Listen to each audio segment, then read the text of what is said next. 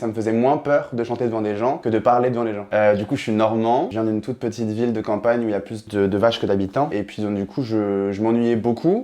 J'étais assez introverti, du coup, j'avais très peu d'amis. Et la musique, c'était le seul truc qui me faisait du bien. C'était un peu ma seule manière de communiquer parce que j'avais des gros problèmes d'élocution. Et donc, la musique est venue comme ça. J'avais du temps à accorder à ça, il y avait beaucoup d'énergie à accorder à ça. Tout le monde dit ça, mais c'était un refuge. C'était le seul moyen que j'avais de me mettre dans ma bulle. C'était un peu comme une sorte de sécurité que je me faisais inconsciemment. Le fait de chanter dans son coin, personne ne te parle, t'es un peu tranquille. Je sais pas, ça me mettait dans une forme de bulle agréable, le fait de chanter. Je pense que ça s'est calmé tout seul parce que ça m'a donné confiance, le fait de faire mes premiers concerts, le fait d'être sur scène face à tous ces gens où de base j'étais très timide en face d'eux, réussir à me mettre dans la chanson, d'être incarné et de ne plus du coup être moi mais d'être dans ce que je ressens en tout cas dans la chanson, ça me faisait du bien et le fait de voir que les gens appréciaient ça, les gens qui me faisaient peur dans le fond, ça m'a fait du bien en fait de me dire que voilà, je pouvais être dans ce côté beau en tout cas que permet de faire l'art en fait. Il y avait des magnétiseurs, des trucs comme ça et il y avait une dame, elle m'a fait une pierre, une aigue marine pour le chakra de la gorge,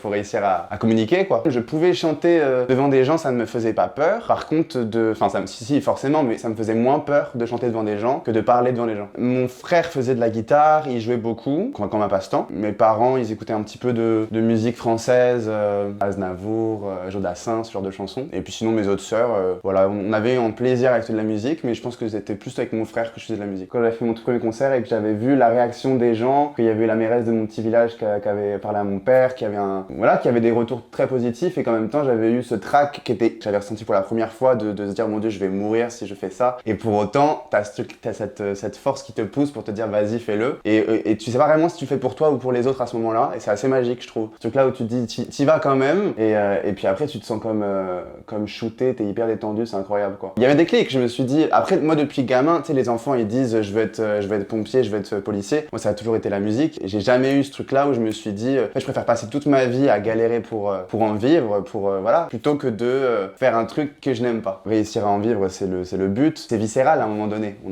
C'est même pas une question de choix. Il y a une différence entre le passe-temps et la passion. C'est-à-dire que le passe-temps, c'est un truc que tu vas faire comme ça te fait plaisir, ça te fait passer le temps, tout simplement. Alors que la passion, enfin voilà, je sens bien que quand je chante pas pendant un long moment, je suis triste et j'ai comme une boule de rage en moi qui a besoin de sortir. Et le fait de pouvoir chanter sur n'importe quelle chanson et de pouvoir tout plaquer dessus, ça me libère d'un poids. C'est viscéral, c'est un besoin. Il y en a, ça va être la boxe, ils vont se défouler avec la boxe, moi c'est la musique. Actuellement, ce que je fais, je me dis c'est cool, c'est sympa. Dans 3 ans, je penserai pas la même chose, alors que là actuellement, je trouve que c'est bien. Et pourtant, je pense que c'est plutôt une question de remise en question, on se remet tout le temps en question. J'ai ce truc-là où je me dis c'est bien ce que je fais, pas tout le temps, tu vois. J'ai pas cette appétence à m'auto-congratuler forcément, et je sais pas si c'est bien d'ailleurs. Des fois, je réécoute des vieilles musiques que j'avais fait genre il y a 5 ans, ça fait du bien par contre, parce que, du coup, j'avais pas encore mué et tout ça. Ça fait du bien de se réécouter. Là, tu vois l'évolution. J'avais fait du théâtre à un moment donné, quand j'étais au lycée, et j'ai adoré ça, mais là pour le coup, c'était un passe-temps pour moi. Et il y avait un casting en campagne, dans un théâtre. Et du coup, je passe l'audition, je suis pris. C'est un vrai projet, c'est vraiment professionnel. Il y a des répétitions, tout ça. On joue dans le Bocage normand, on joue à Bordeaux. Et c'était assez dingue, parce que j'avais quoi, 17 ans à peine. Et aux yeux de ma famille, là, ça a créé un truc où il y a eu une forme de reconnaissance. Qu'il y avait jamais eu autant à ce point-là avant. Alors que c'était pas la musique pour le coup, mais en tout cas, dans le spectacle vivant, ça a fait une réaction. Au moment où j'ai dit non, mais c'est pas une question de choix et que j'ai bien fait comprendre ça, là, ils ont été compréhensifs. Des fois, je fais des chansons de manière, donc des maquettes, de tout ça, et je le fais de manière, c'est un peu balancé comme ça, sans trop réfléchir. Et puis, je vais la réécouter 3 mois plus tard et je vais comprendre ce que je voulais dire à ce moment-là. Et je trouve ça assez dingue. Le fait que des fois, je fais des trucs sans me rendre compte de ce que je fais réellement, sans penser à mes mots. Et c'est 3 mois plus tard que je vais réécouter, je vais me dire, finalement, ça me touche, ou alors je vais avoir même une sensation différente, une vision différente sur la même chanson, sur les mêmes mots. Et ça me motive dans le fond. Je sais pas pourquoi, mais je trouve ça assez dingue. Quand de trop vouloir faire un truc qui plaît à la masse, on s'y perd parce que dans le fond, ce qui va plaire à la masse, c'est un truc qui te plaît d'abord à toi et qui vient d'abord de toi. Tu penses à la vision des autres avant de penser à ta vision, c'est compliqué. Et c'est plus dans le sens, je faisais écouter à des gens, une majorité me disait qu'ils aimaient pas. Et donc du coup, je me disais, je laisse tomber. Alors que non, des fois, genre juste tu crois en un truc, et toi, quand tu la chantes, il se passe un truc. Donc c'est ça qui est important. Après, à toi de peaufiner la chanson, peaufiner l'arrangement, jusqu'à ce que toi, tu sois prêt à assumer cette chanson-là. Qu'importe si les gens n'aiment pas ça. J'ai été obligé de reprendre les rênes de mon projet entièrement, de ne pas être dépendant de quelqu'un, et ça fait beaucoup de bien. Et puis à ce moment-là, on se rend compte que on peut faire des collaborations, on peut avec des photographes, avec tout ça, il y avait beaucoup de choses que je m'étais un peu privé. Et dans le fond, la liberté, c'est un peu ce qu'on a de plus important,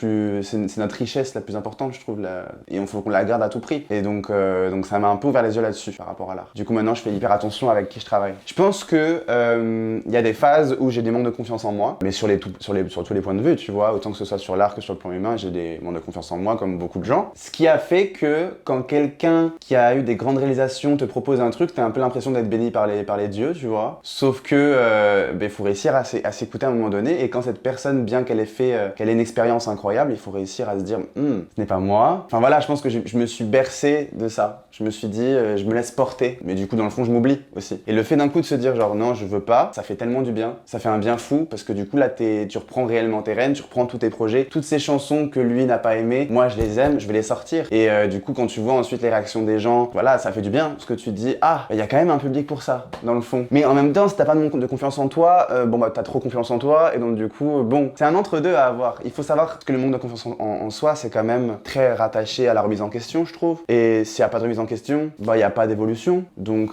il faut pas non plus être trop sûr de soi, je pense. Mais il m'aura fallu beaucoup de temps. Il y a une chanson là, que j'ai sortie du coup hier. J'ai attendu 4 ans pour la sortir. Et je la chantais déjà dans des open mic, dans des concerts et tout ça à l'époque. Et du coup, j'ai eu plein de gens qui m'ont dit enfin elle est sortie, et qui la connaissaient déjà, et qui connaissaient déjà les paroles. Et ça m'a fait bizarre de me dire que des gens 4 ans plus tard se rappellent de la musique, se rappellent des paroles, se rappellent de tout ça. Et il y en a, ils me demandent de faire des reprises. Enfin, c'est assez.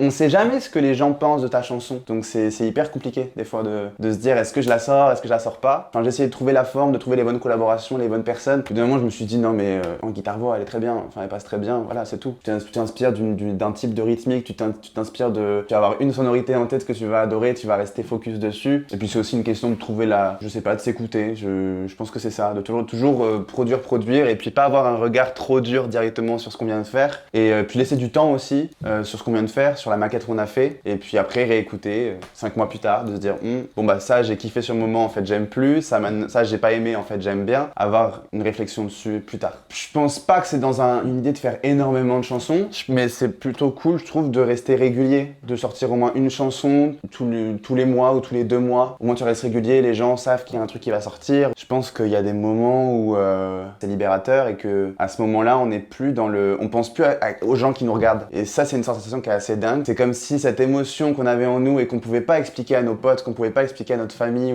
ou juste aux autres, on a l'impression un bref instant qu'on nous comprend. Et ça fait beaucoup de bien. Il y a une musique par exemple qui s'appelle Amoureux de toi, c'est de Couturier. Ça me rappelle une rupture. Donc dès que je l'entends, je chiale, et dans le fond je me dis faut que j'arrête de l'écouter, parce qu'il faut pas non plus pleurer tout le temps. Mais ça peut arriver qu'il y ait des musiques qui fassent ça, parce que ça rappelle un souvenir précis. J'essaie de pas trop être frustré, parce qu'on se compare naturellement. Je pense que le pire c'était après le confinement, c'était pendant le confinement même. Pendant le confinement on avait que les réseaux sociaux, donc on était tout le temps focus sur ça, tout le temps en train de se dire lui il a fait une bonne reprise, et puis il a beaucoup de j'aime, beaucoup de commentaires. Mais ça faut réussir des fois à se dire stop, et plus le temps passe, plus j'arrive à me dire je fais mon truc, j'ai eu que 40 j'aime, j'ai eu que 50 j'aime, je m'en fiche. D'un moment je suis pas une machine, je suis juste un humain qui essaie de faire des choses, et au moins si ça me parle c'est cool déjà. Par exemple tiens, j'ai telle chanson qui va sortir, je vais essayer de faire tel nombre de teasers, et je m'amuse à chercher des moyens de faire des teasers un peu différents, essayer de trouver un amusement là-dedans, et d'être régulier dans la façon de poster. Moi je vois les réseaux sociaux comme une exposition, je vois ça comme un musée, plutôt que de voir ça uniquement comme un truc où c'est ego trip, tu vois. Je me dis autant voir ça comme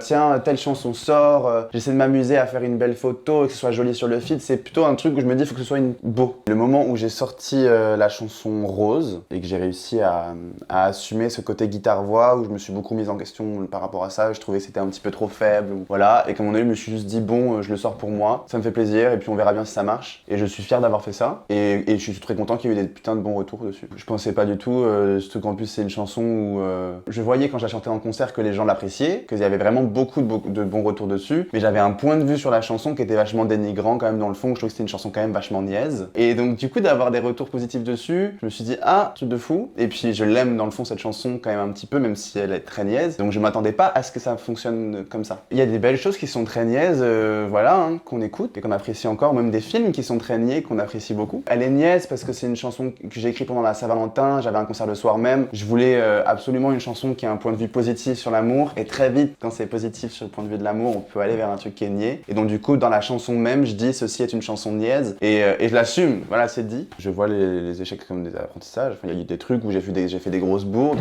mais je m'en veux pas pour autant. Par exemple t'arrives à un casting pour un télécrochet, je dirais pas lequel, et puis le casteur te dit salut comment ça va, je dis je suis stressé comme d'habitude, et avec un ton super froid, tu passes pour pour un mec qui est pas gentil, tu vois, mais c'était juste parce que j'étais extrêmement stressé. Donc je m'en veux pas pour autant. Je produis pas tous les jours parce que quand même le travail d'un artiste à l'heure actuelle maintenant, c'est quand même de faire beaucoup de checker pour des radios, checker pour pour plein de choses, même pour de la figuration, pour d'autres choses, pour d'autres projets annexes. Donc je fais pas tout le temps de la musique, hein. Des fois je fais des ateliers d'écriture, des fois avec des amis, des fois je vais voir des amis pour essayer de tenter une collaboration, ou des fois je vais m'enfermer chez moi ça dépend de chaque jour, il n'y a pas vraiment de routine. C'est un but de vie, tu vois, donc je continue malgré tout. Par exemple, je suis un peu extrême, mais par exemple si dans un an je sens que ça n'a pas évolué, je change de ville, j'ai un peu ce truc là où je change de ville quand ça ne fonctionne pas. Quand il n'y a pas de truc où je trouve, voilà, genre je me suis dit tiens Paris c'est la bonne ville, il y a c'est une ville très culturelle et tout ça. Bon bah t'arrives, tu cherches des bars qui pourraient se payer pour faire des concerts et ils te disent tous ah non mais c'est gratuit, alors que tu vas dans d'autres villes c'est pas la même chose. Donc au moment je suis en train de me dire bon ok,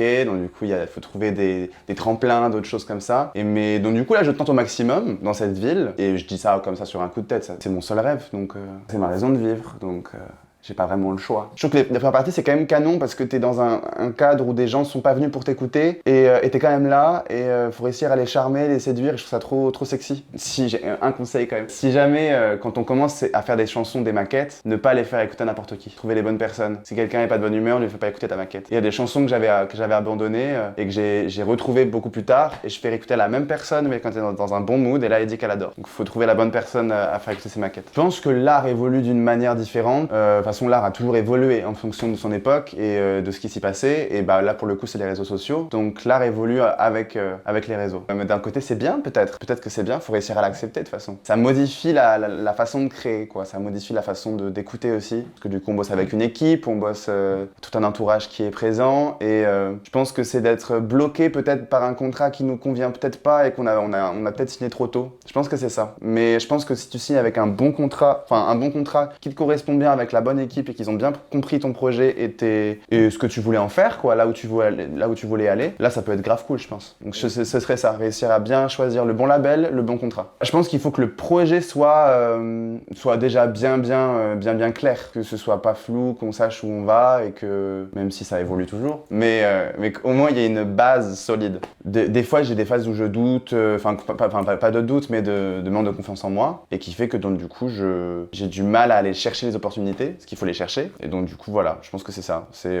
réussir à avoir une confiance en soi beaucoup plus marquée au quotidien, toujours. Enfin j'ai toujours ce truc là où je me dis non mais je sais que je vais faire ça. C'est avoir cette confiance là pour aller chercher davantage les opportunités. Il va y avoir un lieu que je trouve vraiment trop beau pour jouer et je me dis ah j'aimerais bien, mais j'ai pas le niveau. Et puis après je vais regarder la programmation et puis je me dis en fait il y avait un gars, on n'a pas le même style parfaitement mais on est dans la même configuration scénique et il le fait, pourquoi je le ferais pas du coup, tu vois. J'ai ce truc là où des fois de prime abord je me dis je suis pas capable et c'est pas bon parce que je suis capable et j'ai déjà fait des trucs où j'étais dans la rue et que je chantais et que j'arrivais à arrêter une trentaine de personnes. Voilà, si j'arrive à faire ça, je suis censé pouvoir faire des trucs tout aussi durs, tu vois. Hubert Benmadé, je le trouve extrêmement inspirant, je l'écoute depuis très longtemps, depuis qu'il avait fait une fois un projet où c'était des chansons, il y avait une chanson qui s'appelait 34 ans je crois, et où en gros il exprimait tout ce qu'on ressent à l'âge de 34 ans et il dépeint le portrait d'une femme et c'était extrêmement brutal ce qu'il disait dans la chanson, amené avec une ambiance toute douce et je trouve ça hyper fort. Je le trouve très fort et toujours dans un truc où il se remet en question, je pense qu'il est très exigeant envers lui-même et c'est très inspirant.